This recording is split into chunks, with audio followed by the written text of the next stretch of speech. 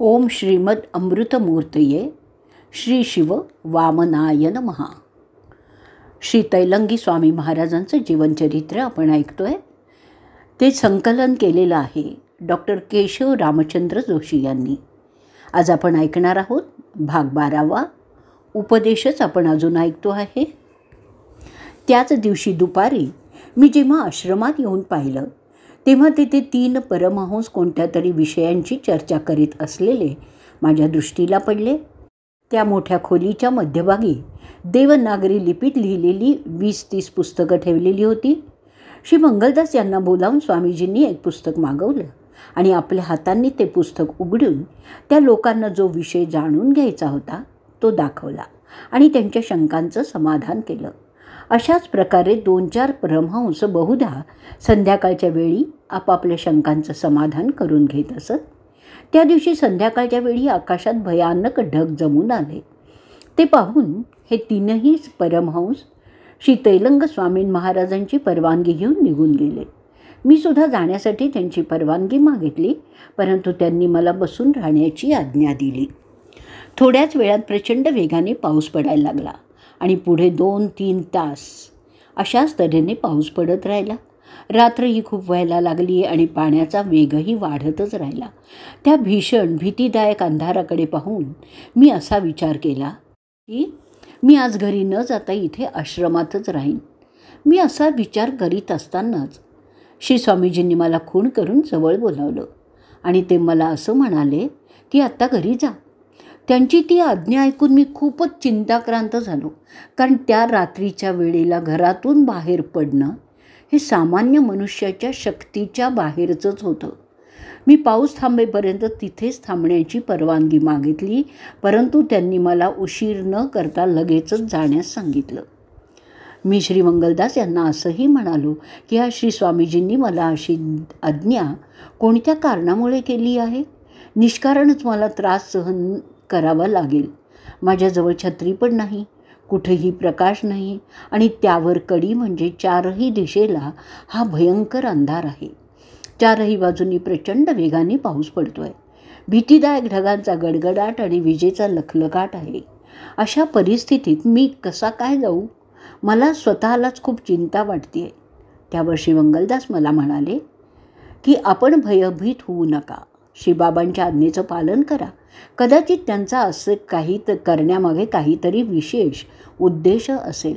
परंतु तरीही अनेक प्रकारच्या चिंता करीत मी स्वामीजींना नमस्कार केला. त्यांच्या चरणांची धूळ मस्तकावर लावून दरवाजाबाहेर पडलो. त्यावेळी मला असं आढळून आलं की खूप मुसळधार पाऊस पडत होता, परंतु माझ्या शरीरावर पाण्याचा एकही थेंब पडत नव्हता. अशा प्रकारे मी थोडासा पुढे आलो आणि पाहिलं तर एक गृहस्थ माझ्या पुढे एक दिवा घेऊन चाललेले आहेत. प्रकाश पाहिल्यावर मला थोडा धीर आला. मी जोरात ओरडून त्यांना असं विचारलं की अहो महाशय, आपण कुठे जाणार आहात? परंतु त्यांच्याकडून कोणतंच उत्तर न मिळाल्याने त्यांच्यापाशी पोचण्यासाठी मी भराभरा चालायला लागलो. परंतु त्या प्रकारधारी माणसाला मी पकडू काही शकलो नाही. त्यामुळे मी पळायला लागलो. तरीही त्यांच्याजवळ मी पोचू शकलो नाही, कारण अजूनही आम्हा दोघांमधलं अंतर पूर्वी इतकंच होतं. मग मात्र मी हळूहळू चालायला लागलो, कारण मी असा विचार केला की जर रस्ता मला प्रकाशात दिसत आहे तर त्रास सहन करून त्यांच्याजवळ जाण्याचं कारणच काय आहे. ते प्रकाशधारी गृहस्थ तसेच माझ्या पुढे चालले होते. पावसाच्या अखंड धारांमधून मी घरी चाललो होतो. पुढे मला प्रकाशाचा आधार आहे, या व्यतिरिक्त माझं दुसऱ्या कशाकडेही लक्ष नव्हतं. मी खरं तर छत्रीशिवाय जात होतो, परंतु जमिनीवरील पाणी पायाला लागण्याव्यतिरिक्त पावसाचं पाणी माझ्या शरीराला स्पर्शही करत नव्हतं. मी एवढ्या आरामात कसा चाललो होतो त्याचं कारण मी रस्त्यात जाणूच शकलो नाही. जेव्हा मी घरी पोचलो त्यावेळेला ते प्रकाशधारी गृहस्थ अदृश्य झाले आणि त्याबरोबर मी आश्चर्यचकित झालो आणि श्री स्वामीजींनी मला तिथे थांबण्यास नकार का दिला याचं कारण माझ्या लक्षात आलं. अशा थोर महापुरुषाची माझ्यावर कृपा झाल्यामुळे मी कृतार्थ होऊ शकलो असं म्हणून मी आपल्या आत्म्याला धन्य समजायला लागलो. मोठ्या भक्तिभावाने त्यांना वारंवार नमस्कार करू लागलो. अशा प्रकारच्या अलौकिक सामर्थ्याने संपन्न असलेल्या महापुरुषाकडून दीक्षा घेऊन माझं जीवन धन्य होईल असा विचार करीत करीत मी गाढ झोपून गेलो. दुसऱ्या दिवशी माघ पंचमीच्या दिवशी सकाळी आश्रमात जाऊनच मी श्री स्वामीजींना नमस्कार केला. आम्ही दोघे स्नान करण्यासाठी गेलो. श्री स्वामीजी रोज 2 तास तरी स्नान करीत असत, परंतु मी मात्र तेवढा वेळ कधीही पाण्यात राहू शकत नसे. त्यामुळे मी घाटाच्या किनाऱ्यावर बसून त्यांची पाण्यातून बाहेर येण्याची वाट पाहत असे. स्नान करून ते किनाऱ्यावर आले की त्यांचं अंग पुसून देत असे. मग आम्ही आश्रमात जात असू. आजही मी तसंच केलं. स्नान करण्यासाठी येताना आणि जाताना श्री स्वामीजी माझ्या खांद्यावर आणि मानेवर हात ठेवूनच चालत असत. आम्ही आश्रमात गेल्यावर श्री स्वामीजी आपल्या आसनावर बसले. मी जमिनीवर माझ्या रोजच्या जागेवर बसलो. थोड्या वेळानंतर लोकांचं येणं जाणं बंद झाल्यावर श्री स्वामीजींनी मला आसनाचा प्रकार दाखवून मंत्राचा उपदेश केला आणि त्या मंत्राचं अनुष्ठान कसं करावं याचं विधान तयार करून दिलं. त्यानंतर वेदीवर बसून ते मला असं म्हणाले की हे बघा, सांसारिक कामं पूर्ण होण्यासाठी जेवढं बोलणं आवश्यक आहे तेवढंच बोल. उगीचच बडबड करून वेळ वाया घालवू नकोस. उगीचच बोलण्याने शक्ती कमी होते. कोणाच्याही धर्माचा द्वेष करू नकोस. ज्यांची ज्या धर्मावर श्रद्धा आहे त्याला त्याच धर्माने मुक्ती मिळते. आहार विहाराने धर्माची हानी होत नाही, परंतु मुक्ती मिळायला जरा उशीर लागतो. मुसलमानसुद्धा मुक्ती मिळवू शकतो आणि व्याकुळ होऊन भक्तिभावाने जो परमेश्वराला हाक मारेल त्यालाच परमेश्वर प्राप्त होईल. नंतर ते मला असंही सांगायला लागले की ज्या सर्व घटना पाहून तू आश्चर्यचकित होत आहेस त्यातली एकही घटना आश्चर्यजनक नाही. मनुष्य जर खऱ्या अर्थाने मनुष्य असेल तर तोही सर्व अलौकिक कामं करू शकतो. ही मनुष्याची सृष्टी केवळ आहार आणि विहार तसंच उपभोगासाठी झालेली नाही. परमेश्वराच्या ठिकाणी ज्या ज्या शक्ती आहेत त्या त्या सर्व मनुष्याच्या ठिकाणीही अस्तित्वात आहेत. परमेश्वराने मनुष्याला आपल्या मनाप्रमाणे तयार करून त्याला आपल्या सर्व शक्ती देऊन श्रेष्ठ बनवलेलं आहे, परंतु कोणीही त्या शक्तीचा उपयोग कसा करावा हे जाणत नाही.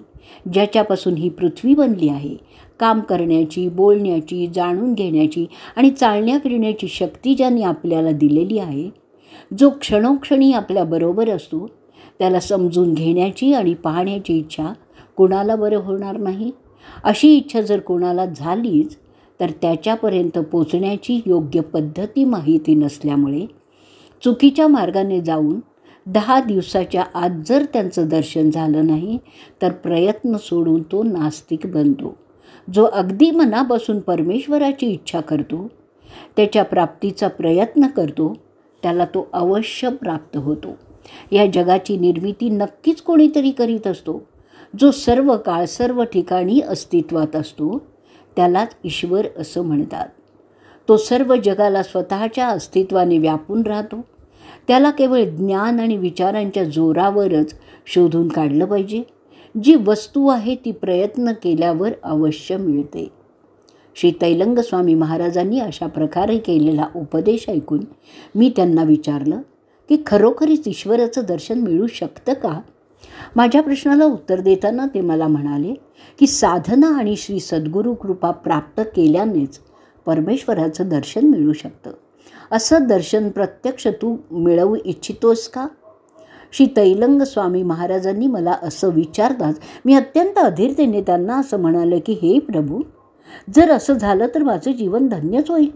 माझे परम सौभाग्य आहे की आज प्रत्यक्ष स्वतः परमेश्वरालाच श्री सद्गुरूंच्या रूपात मी प्राप्त करू शकलो आहे. प्रत्यक्ष परमेश्वर असल्याशिवाय इतर कोणीही परमेश्वराचं दर्शन घडवू शकत नाही. यावर स्वामी महाराज मला म्हणाले की आज रात्री तुझी इच्छा पूर्ण होईल. दिवस बराच वर आला आहे, आता तू घरी जा. त्यांच्या आज्ञेप्रमाणे मी घरी गेलो. मी त्या दिवशी 3ऱ्या प्रहरी आश्रमात न जाता संध्याकाळीच गेलो आणि स्वामी महाराजांना नमस्कार करून त्यांच्याजवळ बसलो. काही वेळानंतर ते मला दुसऱ्या एका लहान खोलीत घेऊन गेले. ते बसल्यानंतर मी सुद्धा त्यांच्याजवळच बसलो. मग मला ते म्हणाले की माझ्या वेदीच्या बाजूला असलेल्या छोट्या खोलीत जी कालीमातेची मूर्ती आहे ती पाहून ये. त्यांनी सांगितल्याप्रमाणे मी जाऊन तिथे पाहिलं तेव्हा मला असं दिसून आलं की ती पाषाणापासून बनवलेली श्री कालीमातेची मूर्ती अचल असून ती स्थापना केलेल्या ठिकाणी विराजमान आहे. ती मूर्ती पाहून आल्यावर श्री गुरुदेवांना मी जे काही पाहिलं होतं ते सांगितलं. त्यावेळी ते मला हसून म्हणाले की अरे, तू आईला इथे पाहू इच्छितोस का? त्यावर मी त्यांना असं म्हणालो की गुरुदेव, खरंच माझं भाग्य एवढं थोर आहे का की प्रत्यक्ष आईचं दर्शन मी इथे घेऊ शकेन? श्री कालीमातेचं दर्शन करणं आणि जगन्मातेचं दर्शन करणं ही एकच गोष्ट आहे. जर तुम्ही कृपावंत होऊन मला तिचं दर्शन करवलं तर मी कृतार्थ होईन. मी असं सांगता श्री स्वामी महाराजांनी मला स्थिर बसण्यास सांगितलं. ते स्वतः ध्यानस्थ बसले. साधारणत 1 तासानंतर ध्यान संपल्यावर त्यांनी आईला बोलवलं आणि त्यावेळी मी प्रत्यक्ष असं पाहिलं की एका कुमारिकेच्या स्वरूपात मी अगोदर पाहिलेली ती पाषाण स्वरूपी श्री कालीमाता हळूहळू चालत त्यांच्याजवळ आली. दिव्याच्या स्पष्ट उजेडामध्ये चैतन्यमयी श्री कालीमातेचं रूप आणि तिची पार्थिव गती पाहून मी भीती आणि आश्चर्याने विस्मित होऊन गेलो. त्या क्षणी मला असं वाटलं ही आई अशी तिला हाक द्यावी आणि नमस्कारही करावा. त्याच वेळी मला असंही वाटत होतं की माझ्याजवळ माझे श्री गुरुदेव आहेत, समोर साक्षात जगन्माता आहे. जर अशा परमसौभाग्याच्या क्षणी मला मृत्यू आला तर मी सदेह स्वर्गलोकात जाईन. अत्यानंद तसंच भीती यामुळे माझ्या तोंडातून एक शब्द देखील निघाला नाही. मी अगदी जडवत होऊन गेलो होतो. अचेतन आणि अचल असं पाषाण सचेतन झालेलं होतं आणि सचेतन असलेला मी मात्र अचेतन होऊन गेलो होतो. मी स्वस्थ चित्त झाल्यानंतर स्वामी महाराज मला म्हणाले की तू पुन्हा जाऊन श्री कालीमातेची मूर्ती जिथे होती तिथे आहे की नाही ते पाहून ये. मी अतिशय घाबरलेल्या मनस्थितीत, अंगात कापरं भरलेल्या अवस्थेत तिथे जाऊन पाहत होतं काय, कालीमातेची मूर्ती तिथे नव्हती. ते मी पाहून अधिकच घाबरलो आणि वेगाने धावत स्वामी महाराजांच्या पाशी आलो. त्यांनी माझ्याकडे हसून पाहिलं आणि मला बसायला सांगितलं. मी त्यांच्याजवळ बसलो आणि कालीमातेला पाहायला लागलो. त्यावेळी मला असं दिसून आलं की कालीमातेचं रूप पूर्वीप्रमाणेच होतं, फक्त जीभ बाहेर आलेली नव्हती. श्री शंकरसुद्धा तिच्या पायाखाली नव्हते. आणि त्यानंतर स्वामी महाराजांची अनुमती घेऊन मी कालीमातेला नमस्कार करून तिची चरणधूळ घेतली आणि ती माझ्या मस्तकाला आणि सर्वांगाला लावून माझं स्वतःचं जीवन सार्थकी लावलं. श्री कालीमातेचं चरण साधारण मनुष्याप्रमाणेच मऊ म्हणजे कोमल होतं. थोड्या वेळानंतर महाराज मला म्हणाले की लक्षपूर्वक पाहून घे, म्हणजे मग कोणत्याही प्रकारची शंका तुझ्या मनात राहायला नको. मी एकटक नजरेने कालीमातेकडे पाहू लागलो. काही वेळानंतर ज्यावेळी महाराजांनी श्री कालीमातेला तिच्या स्वतःच्या आसनावर जाऊन विराजमान होण्यास सांगितले, त्यावेळी ती एखाद्या लहान बालिकेप्रमाणे हळूहळू चालत जाऊन स्वतःच्या आसनावर विराजमान झाली. मी पुन्हा स्वामी महाराजांना विचारलं, पाषाण म्हणजे दगड, पाषाण कसा काय चालू शकतो? मी आत्ता जे काही पाहिलं ते खरोखरच शक्य आहे का? तेव्हा ते म्हणाले की मनुष्याच्या शरीरात चैतन्य म्हणजेच प्राण आणि आत्मा स्थित असल्यामुळेच तो चालू आणि बोलू शकतो. त्यानंतर ते पुन्हा म्हणाले की एखाद्या सिद्ध साधकाच्या ठिकाणी असलेल्या विशिष्ट गुणांच्या आणि शक्तीच्या प्रभावाने माती, धातू, दगड इत्यादींमध्ये सुद्धा चैतन्याचा उदय होतो.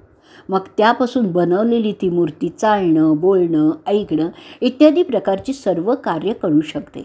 आणि एवढं सांगून झाल्यानंतर स्वामी महाराज थांबले. मला दुसऱ्या दिवशी गंगेवर स्नानाला येण्याची परवानगी देऊन आपल्या वेदीवर अर्थातच उच्चासनावर जाऊन पहवडले आणि त्यानंतर मी देखील घरी निघून गेलो. आजचा भाग आपण इथे संपवणार आहोत.